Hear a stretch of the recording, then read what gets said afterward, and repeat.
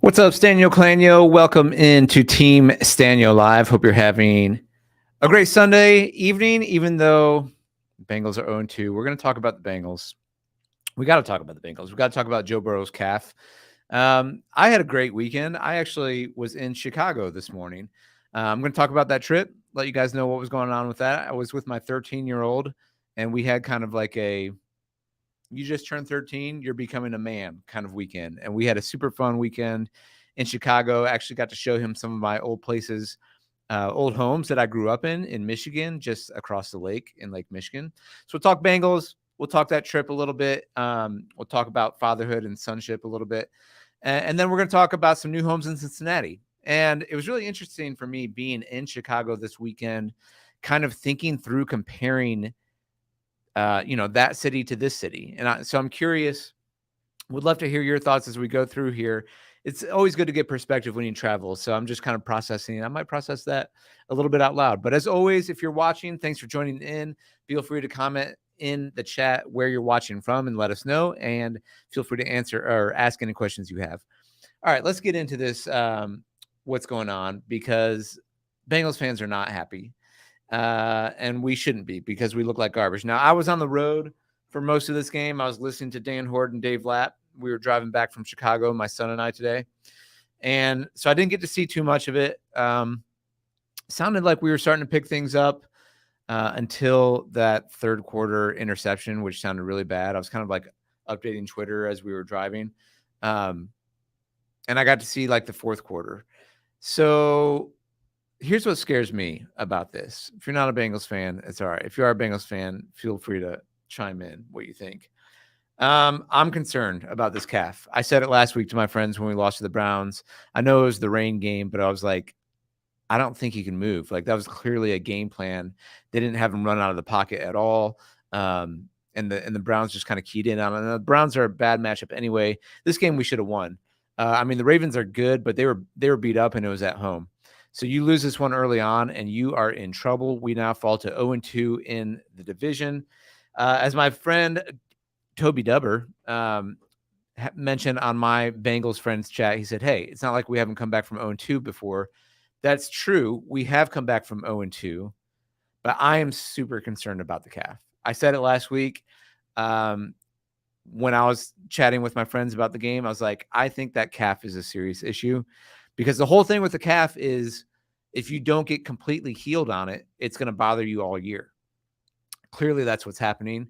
Clearly, he aggravated it at the end of the game. It was already sore. He hasn't given us one good answer that it was feeling good. It's not feeling good, and it's only going to get worse. And you can't get it better during the season. It doesn't have time to heal. We don't have a good backup. This is not good. So, Teddy, what's up? We always let the Ravens win to build up Lamar Jackson. Yeah, you know what? I would be okay if we didn't boost his confidence right now. Lamar looked good. OBJ got hurt, I think, again. I was driving, so I think he hurt his ankle. That's sad. OBJ just gets hurt when he plays. They got Zay Flowers. We should have beat this team. They were beat up. They had a couple offensive linemen out. They had their secondary was weak. And from what I could hear, our pocket looked good and clean. I didn't see most of that. You guys tell me. Is this true? 1-7 Joe versus Baltimore? That's not right. But that's not right, Teddy. I don't know what you're saying. Cleveland, maybe. He's getting his butt kicked by Cleveland, but this is not good. So Burrow spent deciding moments on the sideline, watched Lamar clinch game first down while he was massaging his right calf. I just tweaked it a little bit again. Burrow said he tweaked it on before that third down touchdown pass to T. Higgins. Yeah, I saw him limping off the field. And he's like, I don't know. It's pretty sore. We'll see how it is. We'll take it day by day. This is not good, guys. For a team with Super Bowl aspirations, this is the kind of thing that you could lose the giantest Super Bowl window, that opening that we have. Feels to me like it's creaking shut just a little bit. So that's super scary. You tell me. Curious what your guys' other thoughts, but again, I'd love to go back and watch the game. I think I'd like to go back and watch it more if we had won, but 0-2, 0-2 in the AFC, 0-2 the division. Not the kind of start you drafted up. So you're not happy to see that. Now, on the plus side, not a great weekend for Cincy sports. What's up, Alex? UC, Reds, and Bengals. Did UC lose too? I missed that. I was up in Chicago this weekend. You know what? But you know what's okay about sad days in Cincinnati is that we have the Oktoberfest. Did anyone head down to Oktoberfest this weekend? 5 things to do, see and eat in Oktoberfest Cincinnati. One thing we're good at in Cincinnati, because we are seasoned to disappointment in our sports teams. We do know how to make and drink some beer. So the annual festival celebrating Cincinnati's German heritage started Thursday night. It ends Sunday. It was first held in 1976. Oktoberfest Zinzinnati draws more than 700,000 people each year, making it the largest Oktoberfest in the country. So here's the things to do. If you've never been to Oktoberfest, this is really fun. Eat a bratwurst. Look at that thing. That's amazing. Try bratwurst from Mick Knowles. For an appetizer, you can get that soft pretzel. I mean, you get to watch wiener dogs run a race, which is amazing and hysterical. Whoever got that photo, nice work. Look at that little guy. Oh, that's so funny. Watch your own wieners, get an Oktoberfest beer, or, if the Bengals lose and Joe Burrow's calf hurts, then maybe get 1 or 2 or 3 or 4 beers. That's right. SoCal Rick, what up? Drink a beer for sure. You got Ryan Geis, Mad Tree, Braxton, Sonder Brewing, 50 West. So you had your choice all on site. You get to do the chicken dance, which is super fun and funny. And what is this? Oh, this is chicken dances. Oh, these are chicken dance hosts through the years. Weird Al Yankovic in 99. Davy Jones, Tony Orlando. Look at all these. Eddie Money, Vince Neil.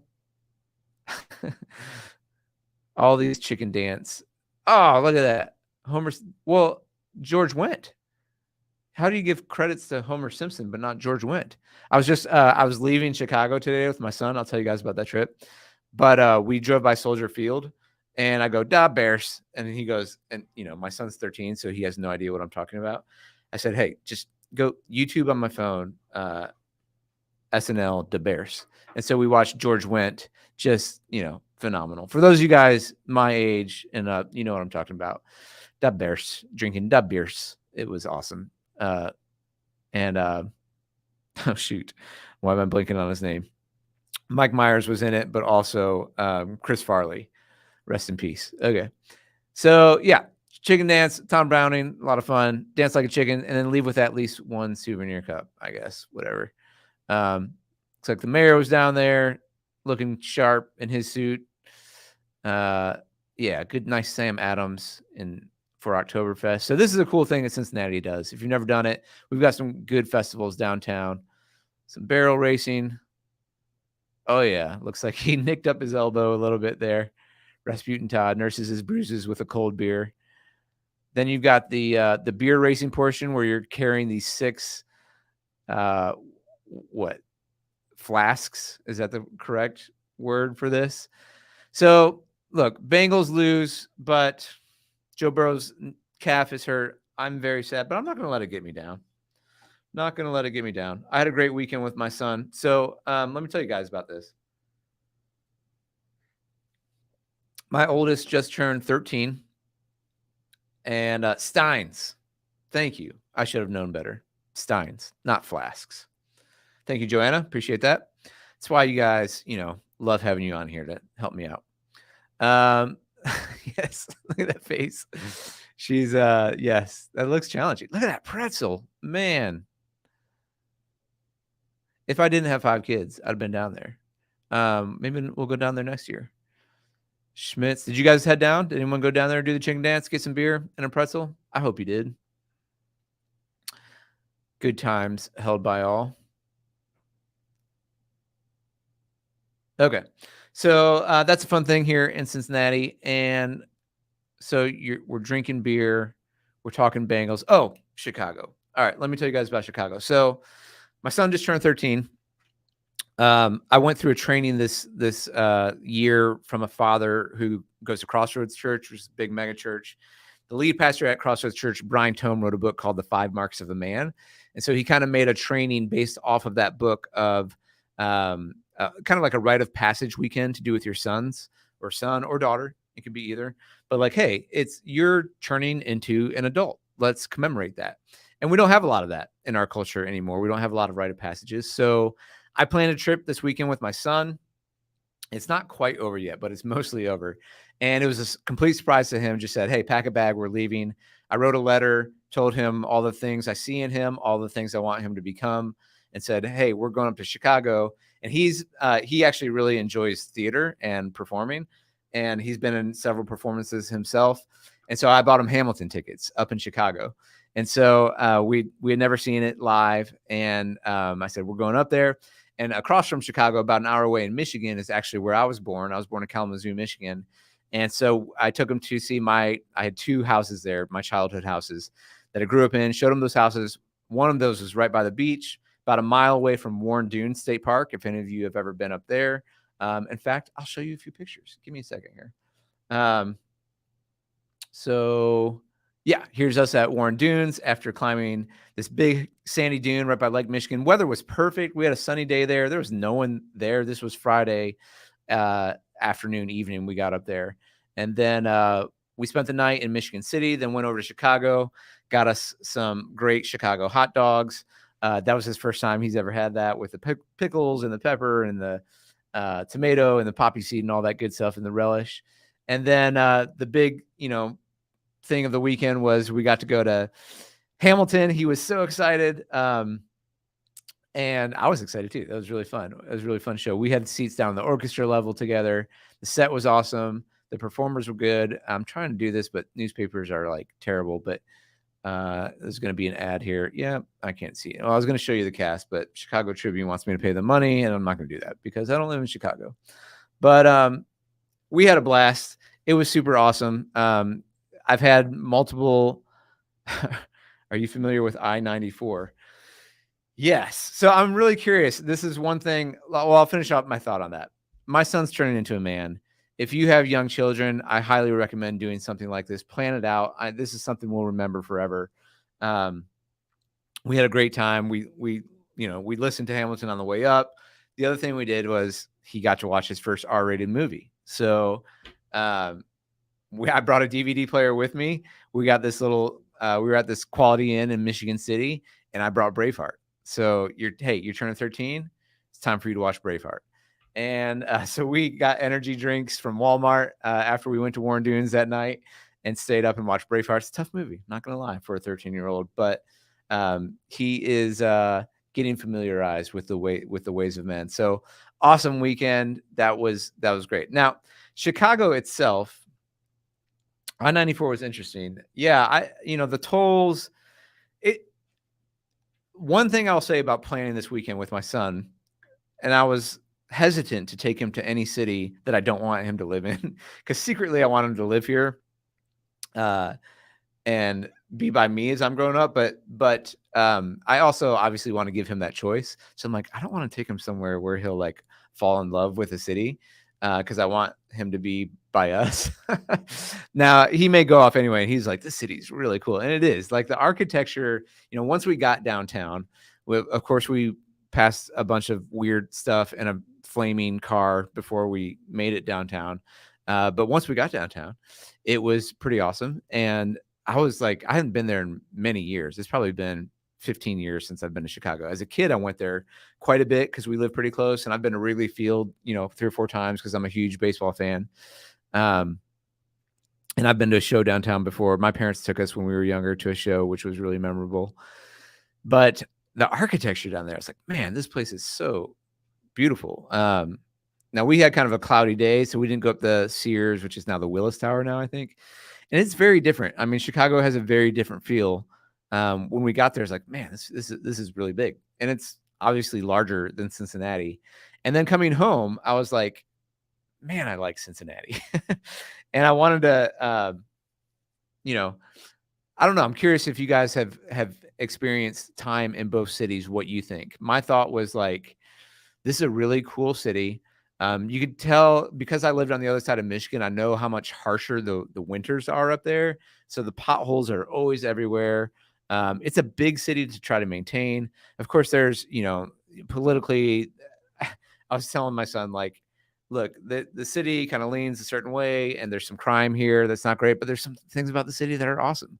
And I think that's kind of how it is when not every city, but like with most cities, you get a lot more people. And so with a lot of people, you get a lot of awesome things like the architecture that's there and like the museums and Millennium Park and this area of Broadway. It's really cool. And you get a lot of other things with it. You get a lot of crime and drugs and things like that too. Adam said, one of my favorite trips was to Chicago in my 20s. We visited the Frank Lloyd Wright studio and the first home he designed. Yeah, I mean, the Frank Lloyd Wright, obviously one of the most famous architects in all of American history. There's actually some Frank Lloyd Wright homes around Cincinnati area, believe it or not. But yeah, that I actually looking around town is one thing I noticed was there was a lot of 20-year-olds visiting the city, and whether they live there or not, I think it was a lot of people were in for the weekend, in for shows, in for tourism, things like that. It's a much more diverse city than Cincinnati. I think no question. That was one thing that stood out to me that being here for so many years in a row, that stood out to me. It's like, oh, Cincinnati has like some diversity, but like not like Chicago. It's very different. So if that is important to you, having a city with a broad spectrum of diversity, you're going to get more of that in Chicago than you would here. And what you get here when I drove home was like, oh man, I've said it on the channel for a long time. It's on my pros and cons video, which is my most watched video.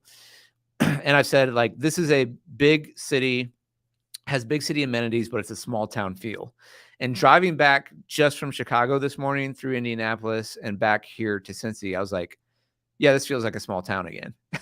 And I could see why, if you are from a big city or you've lived in a bigger, like, some of the biggest cities in America, Dallas, New York, San Francisco, LA, Chicago, and you come to Cincinnati. Cincinnati feels quaint. It feels charming. It feels like you can breathe a little bit.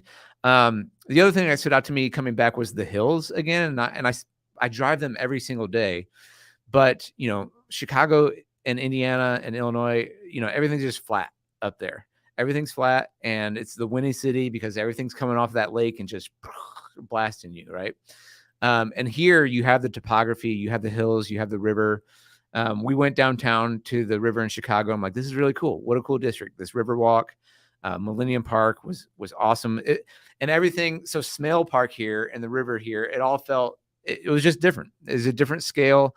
Our river is the Ohio River is much bigger than the Chicago River, but they've got the beach. They've got Lake Michigan and the beach. So like they've built their parks and running paths. And a lot of people are exercising off of Michigan Avenue there, by Lake Michigan. So very different. It was good to experience that again. And then see some of the things that, oh yeah, Cincinnati doesn't have, like the Sears Tower, I guess the Willis Tower, or like, as many big buildings. And when you go in there for the first time, like I was watching this in my 13-year-old son, I was like, whoa, this is so cool. And, some of the architecture there, we have great architecture here too, but there was a lot more of it there in terms of the skyscrapers, I would say, downtown.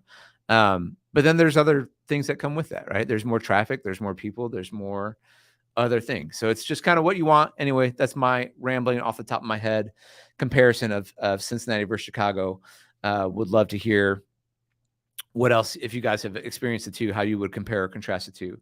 Alex said the weather was perfect for Oktoberfest. Alex, I thought you'd be enjoying it down there, and I'm glad you did.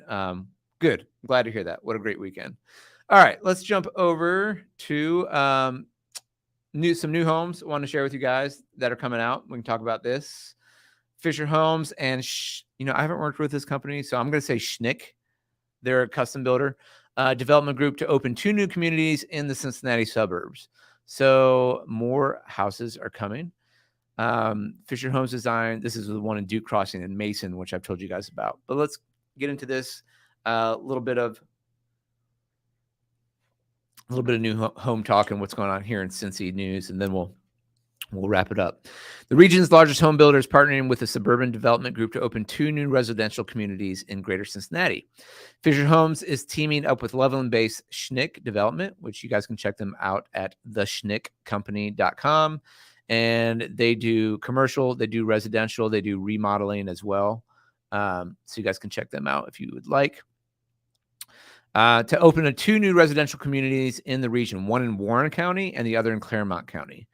The 2 groups have a long history. So we talked about this before, just where Cincinnati's extending and where builders like Fischer or any production builder is going to be able to grow. Mostly it's going to be to the north and northeast. Claremont County, though, that's going east out towards Batavia and the Eastgate area on the east side of town. So let's see. The 2 groups have a long history of partnering on communities together. With their more recent projects, including the Oaks at Eastgate and the Reserve at Deer Run. So they like working together. Fischer and Schnick are once again coming together. Over the last 10 years, we've worked together. It's been a true team approach. We're not competing. We're coordinating and complementing. And that relationship has once again produced 2 great new home communities and fantastic locations. So I'd love to dig into that, figure out how they are complementing each other more. But the nice thing for the consumer is you get a choice of different properties in the neighborhood and which builder you want to go with. The residential communities also will help fill the need for homes across every price point, as the low inventory in the region's housing market puts a crunch on the real estate market. I did a short on this. I don't know if that came out or not, but it's coming. I think in Cincinnati and across the country, new housing inventory is growing to be about, on average, a third of the available inventory across the country. Because again, homeowners who have their homes on a loan under 5%, they're like, I don't want to sell. And so where's that new inventory going to come from? It's coming from builders, and it's getting more and more. So with low inventory, you're going to see more and more builders try to keep up with that demand that's there. And I mentioned on a previous video that the home builder optimism is growing. Fischer and Schnick's Warren County residential community, Duke Crossing, is located in Mason. So I've talked about this one. The luxury community includes 11 home sites, all with designs pulled from Fischer's masterpiece collection. The homes range from $700,000 to $1 million. Fischer is currently accepting appointments. So I've talked about that one. But if you want a new construction home in Mason, which is very rare, a lot of people who are moving to the city, they're looking at Mason because it's got really strong schools. Duke Crossing are the new homes in Mason that you can check out. It's Fischer's masterpiece collection, which is their highest end. Their premier community showcases lush landscaping on a tree-lined exclusive street. So it's going to cost a little bit more, but you get into Mason schools and you get that brand new home. If you're interested in that, let us know. So Fischer has already seen a lot of demand in Duke Crossing. Brian Johnson, the market president for Fischer, said in a release, the location at the corner of Socialville, it's okay. It's a good location. It's in Mason. Duke Crossing, blah, blah, blah. It's by Kings Island. So I want to talk about this new one. Fischer and Schnick are also working. So this is the one I wanted to mention here. This is new. Fischer and Schnick are also working on a 400 home, that's a lot of homes, affordable housing community in Batavia called Harvest Meadows. Harvest Meadows, a minimum $120 million community, will include a wide collection of single-family detached homes, paired patio homes, and paired townhomes. So single-family, paired patio, paired townhomes. So there's a couple areas where they have that kind of mixture right now. Up in Shaker Run in Ohio, up in Lebanon, Ohio, in Tuscany, in Covington, Kentucky. There's another place which is, and Tuscany is pretty close to downtown. You're like 15 minutes from downtown. The homes will be Fischer's Maple Street collection of affordable homes. So that's their lower end on the pricing standpoint, which has a starting prices ranging from $268 to $433. So you can, now 268 is going to be very basic. And, it's probably, that might be their, it's probably a 3-bedroom home, I would guess, maybe a 2-bedroom, but it's going to be very pared down. But you can get a brand new house for $268, and it ranges up to $433.9. Now, again, someone called me, and I'm going to call you back tomorrow if you're watching this. Sorry, had a busy weekend with my son in Chicago, who was calling Drees Homes and trying to price out, because wherever these baseline prices are with these builders, you need to realize that's the base grade. And so if you want to make any modifications to the basement, or have bump outs, or have a 3-car garage, anything foundationally or structurally, that's going to add up. And then also when you pick your designs, you can pick like lower end or you can pick higher end. And it's probably good to know, probably in general, wherever that base price is, you're going to be anywhere from 5% if you keep your selections pretty low, up to 15, maybe even 20%. Now, I had an issue recently with clients. I don't know if you guys are watching, where I'm not going to get into that. I'm not going to get into that for my client's best interest. But basically, you need to add on, realize that where the base price is, you're probably going to add anywhere from, most people are around probably 10 to 15. It would be my guess. So if you buy a $300,000 home, it's likely you might add another 30 or even 30 to 45 in your selections on the home. So just when you're buying new construction, make sure you count that in.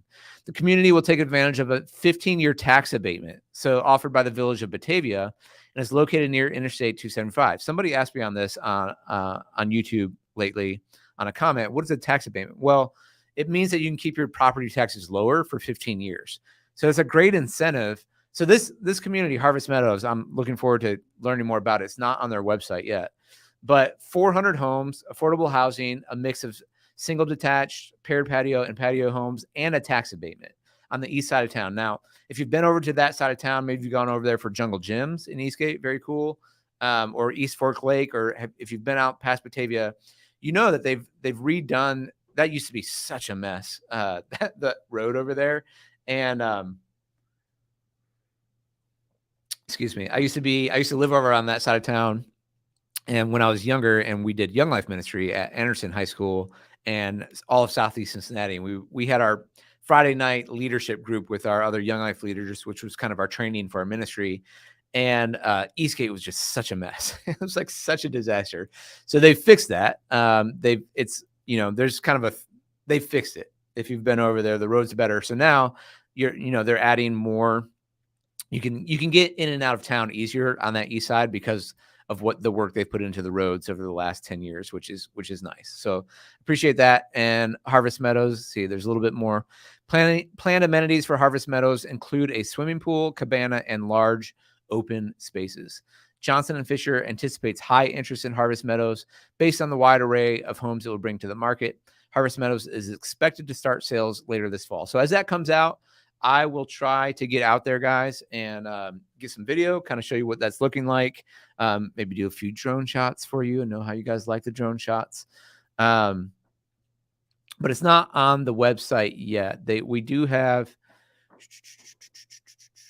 Wait, I'm sorry. I'm in the Duke Crossing. Let me go back real quick. We have. Oh, by the way, I wasn't on last week, and so I know we talked about Burrow's calf. We didn't talk about the fact that Burrow's here for 7 years. Now, good news is he's here for 7 years. Bad news is he might get injured and not have to play this year. I don't even want to say it, but I'm so worried about this calf. And Fischer Homes is getting in on the action on the Joe Burrow Love Fest because Fischer Homes is now an official home builder of the Cincinnati Bengals. So there you go. What about Navy Pier? Asks 2 Timothy 4:2 Ministries. Yeah, we got out there. We drove by it. We did most of our walking. Because we got in, my son, he wanted to go skimboarding. So we went to the beach on the kind of the north side of downtown, I guess it is. There's like a big park down there. I forget the name of the beach. Here's the theater we went to. It used to be called the Oriental Theater, I think, but now it's called the Nederlander or the Nederlander. My son was like, "Oh, like Three Amigos." I was like, "I'm raising you right, son. I'm raising you right." Anyone know the Ned Nederlander reference from Three Amigos? And then, where were we? We walked kind of all downtown. We walked over to Millennium Park, saw the Buckingham Fountain. We walked by the Art Institute of Chicago. I think we got our hot dog right down here. It was awesome. It was money. Then we walked up to the bridge. We drove by Navy Pier when we first got into downtown. And I said, like, hey, there's a museum there, but we didn't go down. We didn't have time for that. We wanted to make sure that we were ready to go for Hamilton and didn't miss that. So we did the river walk. We walked up here, kind of did the river walk, and then I think we came down like around State Street, got a little Steak and Shake. We stayed right in the Chicago Loop area. And then I think the theater is right here. Yep. On Randolph. So I know. Oh, what was I going to say? Sorry, I got distracted. We went up to not Oak Street Beach, this North Avenue Beach. Yeah. So we were right across from the zoo. And so we didn't do Navy Pier because my son wanted to do more skimboarding. So we parked here at this, whatever, it was like 30-minute parking. We did that a couple times, and he just like skimboarded out here on the beach with Chicago in the background. So that was pretty cool. Yeah, we'd have to go back to Navy Pier. We also were thinking of doing the Fields Museum on the way out today, but I was like, I just kind of want to get home. Give back to the people. Give them the YouTube Live. Give them what they want. Typical variance between heating and cooling an older house with zero insulation versus modern. Evan, great question. How big's the house? But I'll give you a little story on that. My house is in Fort Thomas. It's 105. It was built in 1905, so it's 118 years old. When we first bought it, it was super drafty. It's a 3-story home. We had the insulation guy come in, and he ran a meter that kind of gauged the airflow in the home. And he said, yeah, if you add it all up, basically it's like your front door is just wide open the entire time. And I was like, oh, that's not good. So we blew in some insulation in the top, and we sealed in the bottom in our basement along the balloon framing, I believe it's called, where it hits the stone foundation. And that certainly helped a lot. But I mean, and we had a very old furnace for a long time. So we replaced the furnace with a new heat pump, and that has helped. But it is a big variance. I mean, my winter bills were, again, it's a big house. It's like 3,000, a little over 3,000 square feet, and it was drafty, and it's a plaster home. I'm fairly certain the plastered walls going up is not insulated, but we insulated the attic and the basement. And still, it's not uncommon in the cold months for us in January and February to get like a $500 electric gas bill. So we've been trying to narrow that down, but it's depends on how.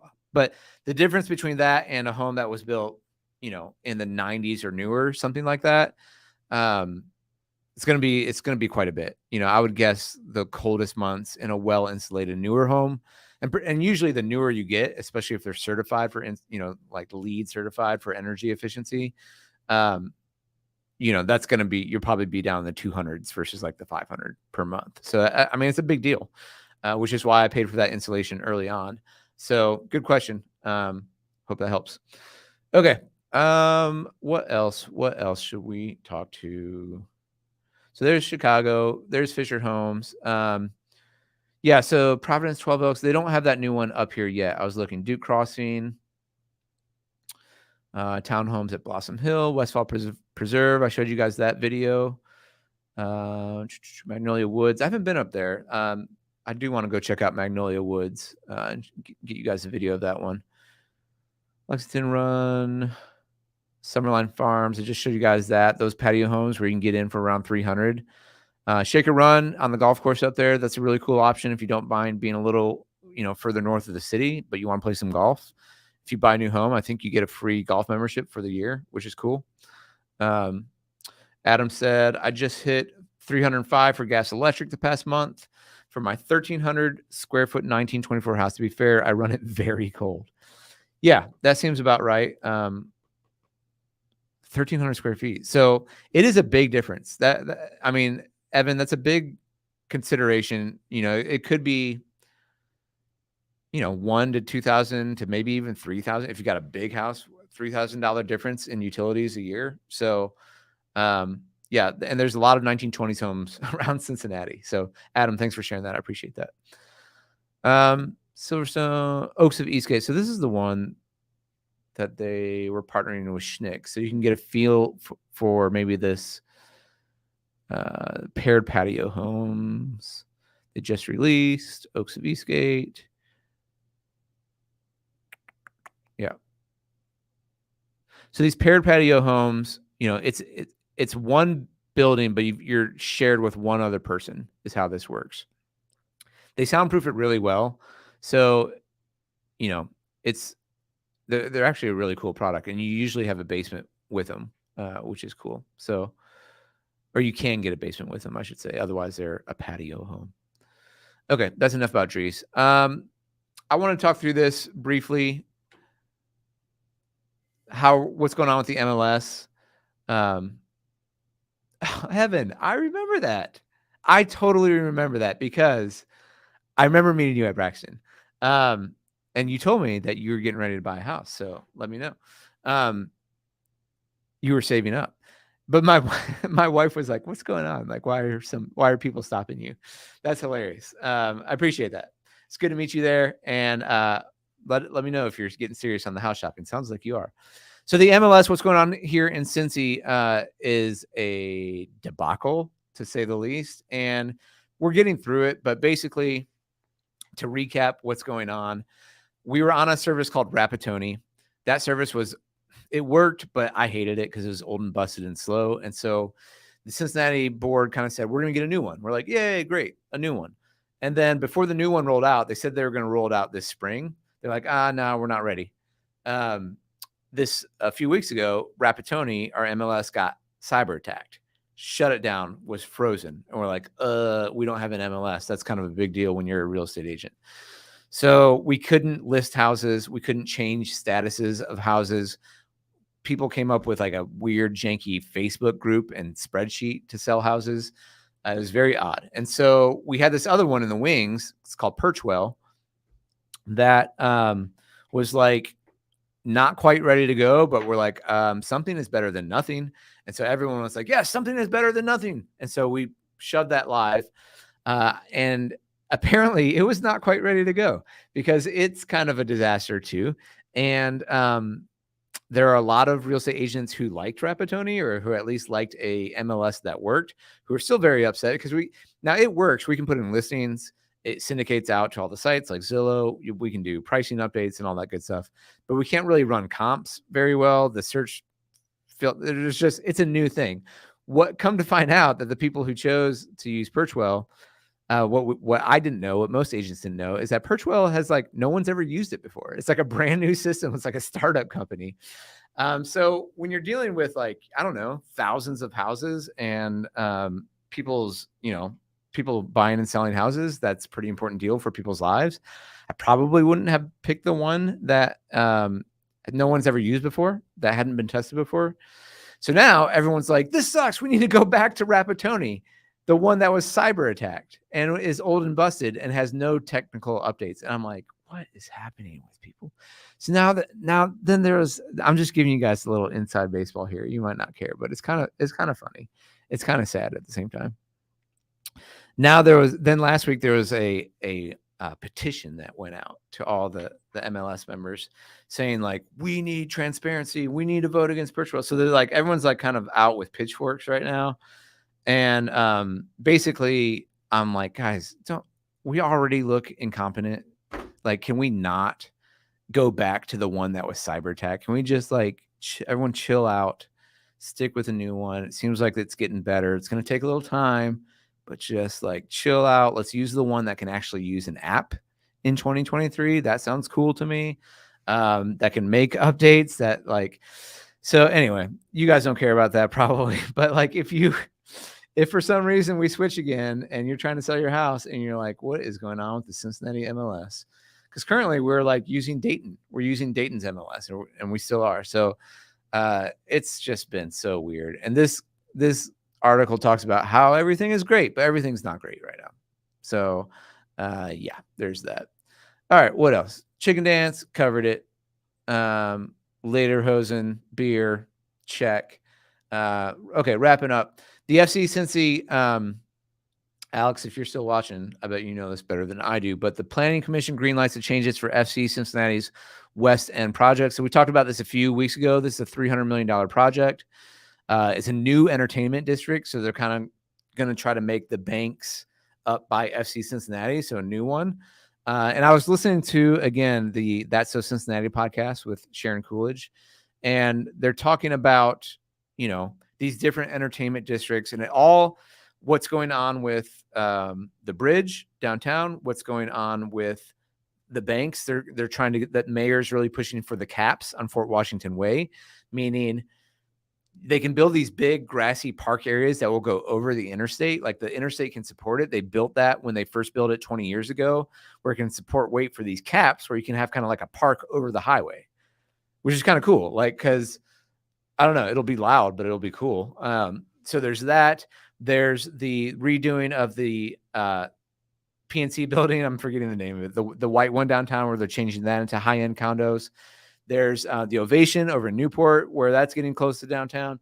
There is a push to make Central Parkway down to 1 lane each way, or maybe 2 lanes.